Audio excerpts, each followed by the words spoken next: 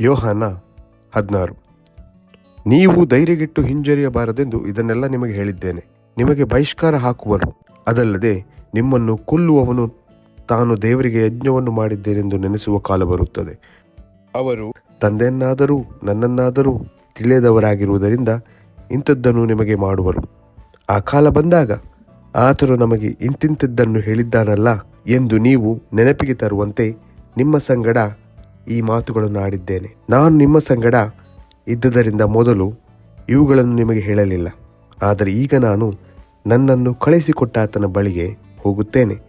ನೀನು ಎಲ್ಲಿಗೆ ಹೋಗುತ್ತೀ ಎಂದು ನಿಮ್ಮಲ್ಲಿ ಒಬ್ಬನಾದರೂ ನನ್ನನ್ನು ಕೇಳುವುದಿಲ್ಲ. ಆದರೆ ನಾನು ಈ ಮಾತುಗಳನ್ನು ನಿಮಗೆ ಹೇಳಿದ್ದರಿಂದ ನಿಮ್ಮ ಹೃದಯವು ದುಃಖದಿಂದ ತುಂಬಿಯದೆ. ಆದರೂ ನಾನು ನಿಮಗೆ ಸತ್ಯವನ್ನು ಹೇಳುತ್ತೇನೆ, ಕೇಳಿರಿ. ನಾನು ಹೋಗುವುದು ನಿಮಗೆ ಹಿತಕರವಾಗಿದೆ. ಹೇಗೆಂದರೆ ನಾನು ಹೋಗದಿದ್ದರೆ ಆ ಸಹಾಯಕನು ನಿಮ್ಮ ಬಳಿಗೆ ಬರುವುದಿಲ್ಲ. ನಾನು ಹೋದರೆ ಆತನನ್ನು ನಿಮ್ಮ ಬಳಿಗೆ ಕಳುಹಿಸಿಕೊಡುತ್ತೇನೆ. ಆತನು ಬಂದು ಪಾಪ, ನೀತಿ, ನ್ಯಾಯ ತೀರುವಿಕೆ ಈ ವಿಷಯಗಳಲ್ಲಿ ಲೋಕಕ್ಕೆ ಅರುಹನ್ನು ಹುಟ್ಟಿಸುವನು. ಆದರೂ ನನ್ನನ್ನು ನಂಬದೇ ಇರುವುದರಿಂದ ಪಾಪದ ವಿಷಯದಲ್ಲೂ ನಾನು ತಂದೆಯ ಬಳಿಗೆ ಹೋಗಿ ಇನ್ನು ಮೇಲೆ ನಿಮಗೆ ಕಾಣಿಸದೇ ಇರುವುದರಿಂದ ನೀತಿಯ ವಿಷಯದಲ್ಲೂ ಇಹಲೋಕಾಧಿಪತಿಗೆ ನ್ಯಾಯ ತೀರುವಿಕೆಯಾದ್ದರಿಂದ ನ್ಯಾಯ ತೀರುವಿಕೆಯ ವಿಷಯದಲ್ಲಿಯೂ ಲೋಕಕ್ಕೆ ಅರುಹನ್ನು ಹುಟ್ಟಿಸುವನು. ನಾನು ನಿಮಗೆ ಹೇಳಬೇಕಾದದ್ದು ಇನ್ನೂ ಬಹಳ ಉಂಟು, ಆದರೆ ಸದ್ಯಕ್ಕೆ ಅದನ್ನು ಹೊರಲಾರಿರಿ. ಸತ್ಯದ ಆತ್ಮನು ಬಂದಾಗ ಆತನು ನಿಮ್ಮನ್ನು ನಡೆಸಿಕೊಂಡು ಹೋಗಿ ಸಕಲ ವಿಷಯದಲ್ಲಿಯೂ ಸತ್ಯಕ್ಕೆ ಸೇರಿಸುವನು. ಆತನು ತನ್ನಷ್ಟಕ್ಕೆ ತಾನೇ ಮಾತಾಡದೆ ಕೇಳಿದ ಮಾತುಗಳನ್ನೇ ಆಡುವನು ಮತ್ತು ಮುಂದಾಗುವ ಸಂಗತಿಗಳನ್ನು ನಿಮಗೆ ತಿಳಿಸುವನು. ಆತನು ನನ್ನದರೊಳಗಿಂದ ತೆಗೆದುಕೊಂಡು ನಿಮಗೆ ತಿಳಿಸುತ್ತಾ ನನ್ನನ್ನೇ ಮಹಿಮೆಪಡಿಸುವನು. ತಂದೆಗಿರುವುದೆಲ್ಲ ನನ್ನದು, ಆದ್ದರಿಂದಲೇ ನನ್ನೊಳಗಿನಿಂದ ತೆಗೆದುಕೊಂಡು ನಿಮಗೆ ತಿಳಿಸುವನೆಂದು ಹೇಳಿದೆನು. ಸ್ವಲ್ಪ ಕಾಲವಾದ ಮೇಲೆ ನಾನು ನಿಮಗೆ ಕಾಣಿಸುವುದಿಲ್ಲ, ಅನಂತರ ಸ್ವಲ್ಪ ಕಾಲವಾದ ಮೇಲೆ ನನ್ನನ್ನು ನೋಡುವಿರಿ ಅಂದನು. ಅದನ್ನು ಕೇಳಿ ಶಿಷ್ಯರಲ್ಲಿ ಕೆಲವರು, ಇದೇನು ಈತನು ಹೇಳುವ ಮಾತು? ಸ್ವಲ್ಪ ಕಾಲವಾದ ಮೇಲೆ ನಾನು ನಿಮಗೆ ಕಾಣುವುದಿಲ್ಲ, ಅನಂತರ ಸ್ವಲ್ಪ ಕಾಲವಾದ ಮೇಲೆ ನನ್ನನ್ನು ನೋಡುವಿರಿ ಅನ್ನುತ್ತಾನೆ, ಮತ್ತು ನಾನು ತಂದೆಯ ಬಳಿಗೆ ಹೋಗುವುದರಿಂದ ಅನ್ನುತ್ತಾನೆ ಎಂದು ತಮ್ಮೊಳಗೆ ಮಾತಾಡಿಕೊಂಡು, ಸ್ವಲ್ಪ ಕಾಲವೆಂದು ಈತನು ಹೇಳುವ ಈ ಮಾತೇನು, ಏನು ಮಾತಾಡುತ್ತಾನೋ ನಮಗೆ ತಿಳಿಯದು ಅಂದುಕೊಳ್ಳುತ್ತಿದ್ದರು. ಯೇಸು ತನ್ನನ್ನು ಕೇಳಬೇಕೆಂದಿದ್ದಾರೆಂದು ತಿಳಿದು ಅವರಿಗೆ, ಸ್ವಲ್ಪ ಕಾಲವಾದ ಮೇಲೆ ನಾನು ನಿಮಗೆ ಕಾಣುವುದಿಲ್ಲ, ಇನ್ನು ಸ್ವಲ್ಪ ಕಾಲವಾದ ಮೇಲೆ ನನ್ನನ್ನು ನೋಡುವಿರಿ ಎಂದು ನಾನು ಹೇಳಿದ್ದಕ್ಕೆ ನೀವು ನಿಮ್ಮೊಳಗೆ ವಿಚಾರಿಸಿಕೊಳ್ಳುತ್ತೀರಾ? ನಿಮಗೆ ನಿಜ ನಿಜವಾಗಿ ಹೇಳುತ್ತೇನೆ, ನೀವು ಅಳುತ್ತಾ ಗೋಳಾಡುತ್ತಾ ಇರುವಿರಿ, ಆದರೆ ಲೋಕವು ಸಂತೋಷಿಸುವುದು. ನಿಮಗೆ ದುಃಖವಾಗುವುದು, ಆದರೆ ನಿಮ್ಮ ದುಃಖವು ಹೋಗಿ ಆನಂದ ಬರುವುದು.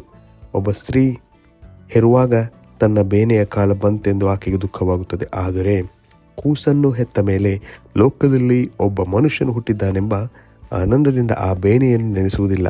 ಹಾಗೆಯೇ ನಿಮಗೂ ಈ ದುಃಖವಿದ್ದರೂ ನಾನು ನಿಮ್ಮನ್ನು ತಿರುಗಿ ನೋಡುವೆನು.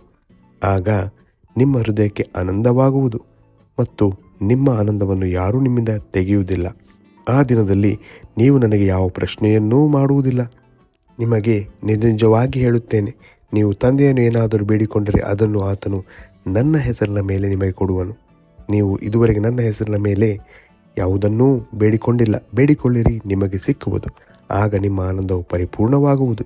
ಈ ಸಂಗತಿಗಳನ್ನು ಗೂಢಾರ್ಥವಾಗಿ ನಿಮಗೆ ಹೇಳಿದ್ದೇನೆ. ಆದರೆ ಇನ್ನು ಮೇಲೆ ಸಾಮ್ಯರೂಪವಾಗಿ ನಿಮ್ಮ ಸಂಗಡ ಮಾತಾಡದೆ ತಂದೆಯ ವಿಷಯದಲ್ಲಿ ಸ್ವಲ್ಪವಾಗಿ ತಿಳಿಸುವ ಕಾಲ ಬರುತ್ತದೆ. ಆ ದಿನದಲ್ಲಿ ನನ್ನ ಹೆಸರಿನ ಮೇಲೆ ಬೇಡಿಕೊಳ್ಳುವಿರಿ. ನಾನು ತಂದೆಯನ್ನು ನಿಮಗೋಸ್ಕರ ಕೇಳಿಕೊಳ್ಳುವೆನೆಂತ ನಿಮಗೆ ಹೇಳುವುದಿಲ್ಲ. ನೀವು ನನ್ನ ಮೇಲೆ ಮಮತೆ ಇಟ್ಟು ನನ್ನನ್ನು ತಂದೆಯ ಬಳಿಯಿಂದ ಹೊರಟು ಬಂದವನೆಂದು ನಂಬಿದ್ದರಿಂದ ತಂದೆಯು ತಾನೇ ನಿಮ್ಮ ಮೇಲೆ ಮಮತೆ ಇಡುತ್ತಾನಲ್ಲವೇ? ತಂದೆಯ ಬಳಿಯಿಂದ ಹೊರಟು ಈ ಲೋಕಕ್ಕೆ ಬಂದಿದ್ದೇನೆ, ಇನ್ನು ಲೋಕವನ್ನು ಬಿಟ್ಟು ತಂದೆಯ ಬಳಿಗೆ ಹೋಗುತ್ತೇನೆ ಅಂದನು. ಅದಕ್ಕೆ ಶಿಷ್ಯರು, ನೀನು ಹೇಳುವ ಸಂಗತಿಯನ್ನು ಈಗ ಗೂಢಾರ್ಥವಾಗಿ ಹೇಳದೆ ಸ್ಪಷ್ಟವಾಗಿ ಮಾತಾಡುತ್ತೀಯಲ್ಲ. ನೀನು ಸಮಸ್ತವನ್ನು ತಿಳಿದವನೆಂದು ನಿನಗೆ ಪ್ರಶ್ನೆ ಮಾಡಬೇಕಾದ ಅವಶ್ಯವಿಲ್ಲವೆಂದು ಈಗ ತಿಳಿಯಿತು. ಇದರಿಂದ ನಿನ್ನನ್ನು ದೇವರ ಬಳಿಯಿಂದ ಬಂದವನೆಂದು ನಂಬುತ್ತೇವೆ ಅಂದದ್ದಕ್ಕೆ ಯೇಸು, ಈಗ ನಂಬುತ್ತೀರೋ? ನೋಡಿರಿ, ನಿಮ್ಮಲ್ಲಿ ಒಬ್ಬೊಬ್ಬನು ತನ್ನ ತನ್ನ ಸ್ಥಳಕ್ಕೆ ಚದರಿ ಹೋಗಿ ನನ್ನನ್ನು ಒಂಟಿಗನಾಗಿ ಬಿಡುವ ಕಾಲ ಬರುವುದು. ಈಗ ಬಂದದೆ, ಆದರೆ ನಾನು ಒಂಟಿಗನಲ್ಲ, ತಂದೆಯು ನನ್ನ ಸಂಗಡ ಇದ್ದಾನೆ. ನೀವು ನನ್ನಲ್ಲಿದ್ದು ಮನಃಶಾಂತಿಯನ್ನು ಹೊಂದಿದವರಾಗಿರಬೇಕೆಂದು ಇದನ್ನೆಲ್ಲ ನಿಮಗೆ ಹೇಳಿದ್ದೇನೆ. ಲೋಕದಲ್ಲಿ ನಿಮಗೆ ಸಂಕಟ ಉಂಟು, ಧೈರ್ಯವಾಗಿರಿ, ನಾನು ಲೋಕವನ್ನು ಜಯಿಸಿದ್ದೇನೆ ಎಂದು ಹೇಳಿದನು ಎಂಬುದೇ.